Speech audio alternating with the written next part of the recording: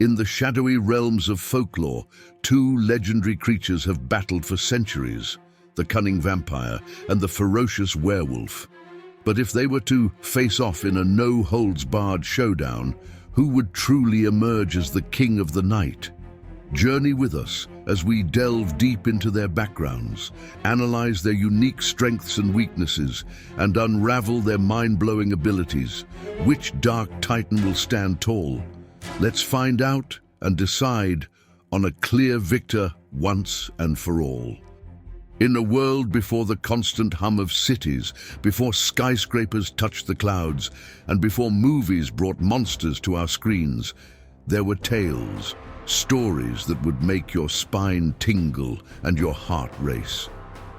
Among the most thrilling were those of the vampires, mysterious beings that existed not just in one corner of the world, but echoed in stories across continents, transcending cultures and generations.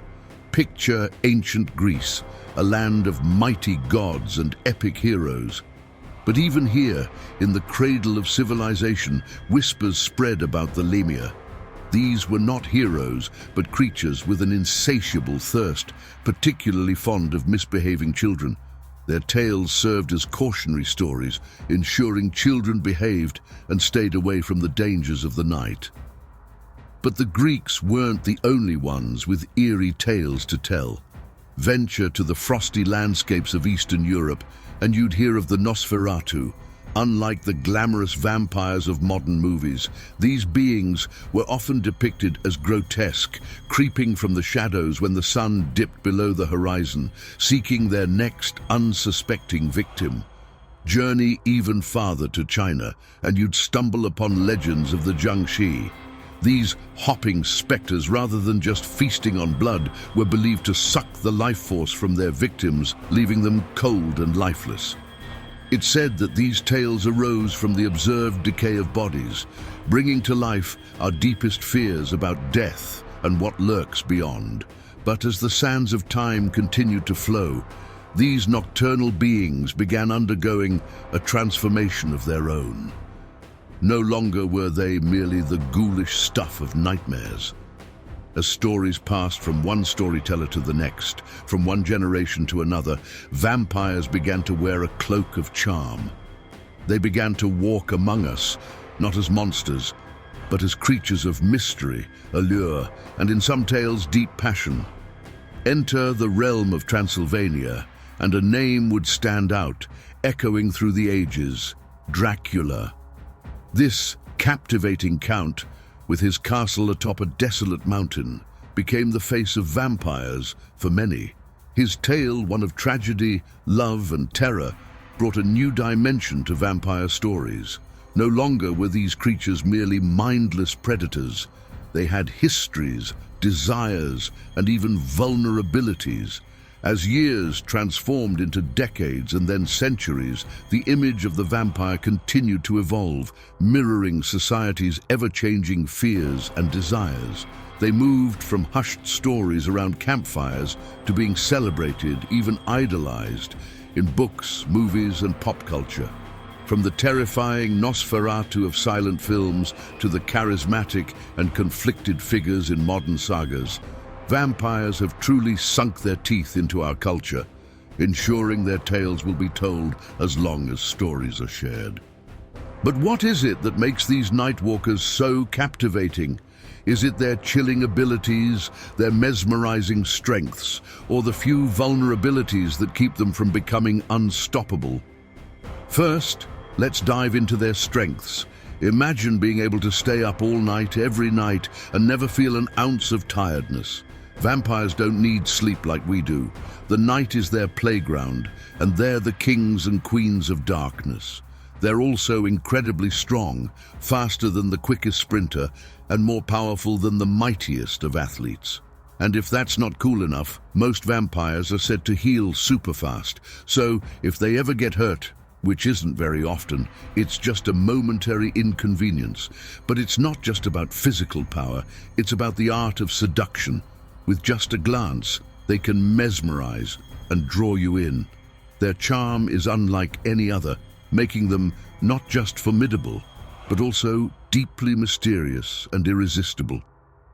Many legends even say they can transform into creatures like bats, mist, or wolves, giving them the ability to sneak up on their prey or escape danger swiftly. However, like all great stories, our nocturnal protagonists aren't without their flaws. Sunlight, for one, is a big no-no. Just as plants thrive in the sun, vampires, well, they crumble. The sun's rays can burn them, weakening them severely, or in many tales, turning them to dust. So while we're out basking on a sunny beach, they're finding the darkest corner to hide in. And let's not forget about garlic, the smelly bulb that's been said to repel these creatures. It's not for a vampire's refined palate. Then there's the classic wooden stake through the heart, a surefire way, according to law, to ensure a vampire meets his final end. Holy water, crosses, and sacred ground like churches are also commonly known to ward off or harm these night dwellers.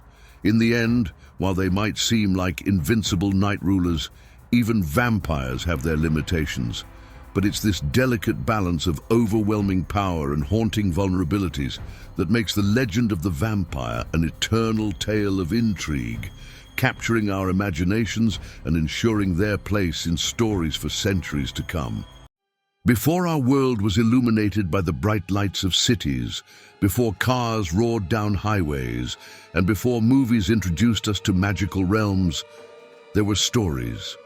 And among the most enchanting of these tales were those of the werewolves, beings that held a terrifying secret beneath their human facade. Imagine, for a moment, ancient Greece, a place of grand heroes, treacherous gods, and epic adventures. Here, they spoke of men cursed to transform into wolves, not by the light of the full moon as we often hear today, but as a severe punishment from the gods. One of the most famous tales speaks of King Lycaon, who tried to serve human flesh to Zeus, the king of gods. In anger, Zeus transformed Lycaon and his sons into wolves. For the ancient Greeks, becoming a wolf was not about a monthly transformation, but rather a divine penalty for wicked deeds. But such stories weren't confined to Greece. If you had wandered into the misty forests of Europe, you would have likely heard tales of men and women transforming under the full moon's silvery glow, their human screams morphing into howls that echoed through the night. Here, the werewolf wasn't just a legend, it was a deep-rooted fear. It was believed that a bite or scratch from one of these creatures, or even a curse, could turn someone into a werewolf. The idea of the werewolf traveled, finding its way to various cultures. In Norse legends, there were the Ulfhednar, warriors who wore wolf pelts and were said to channel the ferocity of wolves in battle. Farther east, Slavic folklore introduced us to the Vukodlak, beings that were part wolf, part vampire, and entirely terrifying. Yet, as centuries passed, our furry antagonist began to shed its purely monstrous skin. Literature and later cinema started painting the werewolf not just as a beast, but as a tragic figure. Battling against the monstrous urges from within, they became characters of depth, torn between their human nature and the wild wolf inside them. Suddenly, the werewolf was not just a creature of horror, but also of sympathy. The once feared wolf transformation has now found its way into our modern stories, not just as a creature of horror, but also as a symbol. The werewolf represents the struggle we all face between our civilized selves and our more primal instincts. From dark forests to the big screen, from feared beasts to tragic heroes, werewolves have truly evolved, ensuring their howls will echo in our tales for generations to come. But what is it about these moonlit beasts that both terrifies and fascinates us? To start with, werewolves have a strength that surpasses human understanding. When in their wolf form, they're not just strong, they're extraordinarily powerful. They can run faster than the swiftest deer, leap higher than any animal, and possess a strength that's the stuff of legends. This is why when tales of werewolves are whispered, they're often accompanied by stories of their incredible feats, of them taking on entire groups or racing against the wind. Their senses are heightened to unimaginable levels. Imagine being able to hear a whispered conversation from miles away or smell something before it even comes close. Werewolves have this keen ability to detect the slightest changes in their environment, making them exceptional hunters. Their eyes, glowing with an otherworldly light, can see clearly even in the darkest of nights. And it's not just about the physical. The transformation itself, while it can be painful, gives them a connection to something primal, something wild. They become one with nature in a way that humans can only dream of, feeling the pulse of the earth and the song of the night. But as with all creatures of myth, werewolves aren't without their challenges. The very moon that grants them their power also binds them. They're slaves to its cycle, with the full moon dictating when they transform, whether they wish to or not. This lack of control can be a curse in itself, as they can hurt the ones they love unintentionally. Silver is another thorn in their side. Legends often speak of silver bullets being the only sure way to harm or kill a werewolf.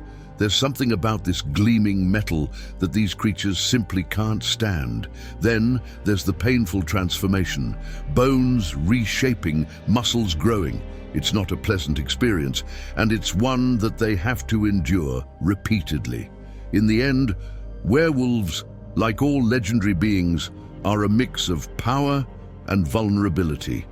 They walk the line between man and beast, struggling with their dual nature. This dance between the human and the wild, the strength and the weakness, is what has made the legend of the werewolf a tale that continues to captivate and intrigue, echoing through the annals of time. Imagine the darkest of nights, the wind whistling through the trees and the shimmering moonlight casting an eerie glow over an open field.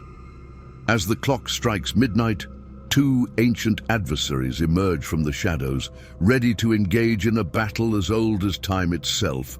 Vampire versus werewolf, the open field battle. In this vast open landscape, numbers matter.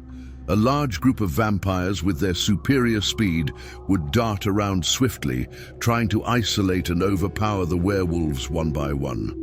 Werewolves, on the other hand, would rely on their sheer strength and heightened senses.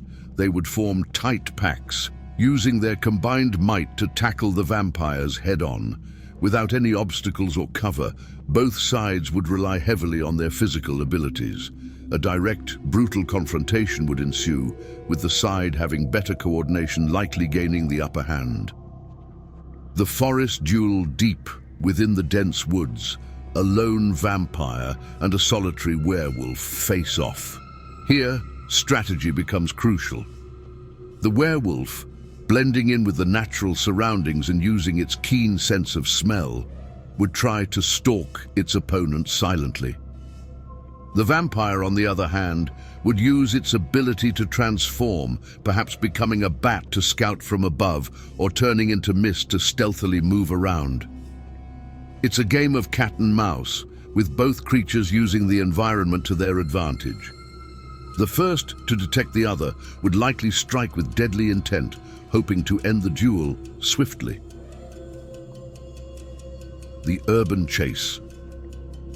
The city lights glow brightly, but in the alleys and rooftops, a chase is unfolding. Vampires, with their charm, can blend easily among humans, using crowds as shields. Darting through streets and alleys, they'd aim to confuse and mislead the pursuing werewolves. Werewolves, while strong, might find the urban jungle challenging. They'd rely on their heightened senses to track the vampires, listening for heartbeats and sniffing out their scent trails. The chase would be a test of endurance, with the werewolves trying to corner the vampires and the vampires seeking a quick escape or an ambush spot. The prepared battle. Given ample time to strategize, both creatures would approach the battle very differently. Vampires, known for their cunning, might set traps or choose a battleground that limits the werewolf's movement, like a narrow pass or bridge. They might even try to time the battle for a night when the moon isn't full, knowing the werewolves would be less powerful. Werewolves, in turn, would likely gather in numbers, knowing their strength in a pack.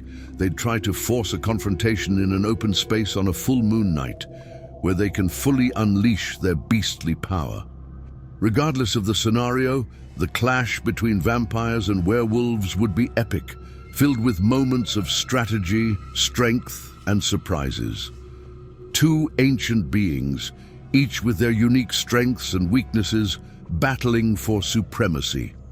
Recalling their epic confrontations in varied settings, we start piecing together a clearer picture.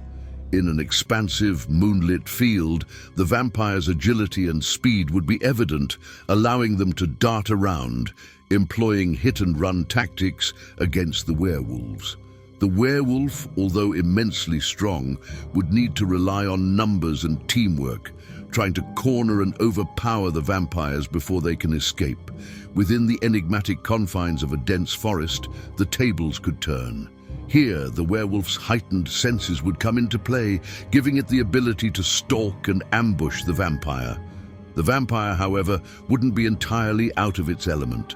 Their power to transform and move with stealth could level the playing field. But in such a setting, the werewolf's natural instincts might offer a slight advantage. The bustling cityscape, with its labyrinthine streets and towering buildings, would favor the vampire. Navigating this urban jungle, blending in with humans, and using the structures to their advantage, vampires could easily outwit the werewolves. Werewolves, although mighty, might find it challenging to corner their elusive adversaries amidst the city's chaos. When given ample time to prepare, the game of strategy truly begins. Vampires might employ their cunning, setting up traps and leveraging their diverse abilities. Werewolves would count on their sheer numbers and the power of a full moon, seeking a direct confrontation. Taking into account all these scenarios and weighing their strengths and weaknesses, a conclusion begins to emerge. While werewolves boast of brute strength and enhanced senses, the vampire's agility, intelligence, and adaptability provide them with a consistent edge in varied situations. So, in the timeless debate of vampire versus werewolf, it seems that the vampire would have the upper hand more often than not. Their ability to adapt, strategize, and use their surroundings gives them a distinct advantage. This isn't to say that a werewolf wouldn't pose a significant threat, but when all factors are considered, the vampire emerges as the likely victor in this mythical showdown. Still, as tales of these epic battles continue to be spun and retold, the contest remains close. The werewolf's might and instincts versus the vampire's cunning and agility is a story for the ages, reminding us of the timeless allure of legends and the never-ending quest to determine the ultimate supernatural champion. If you enjoyed this video, you'll love this next video on the top 10 werebeasts that you've never heard of.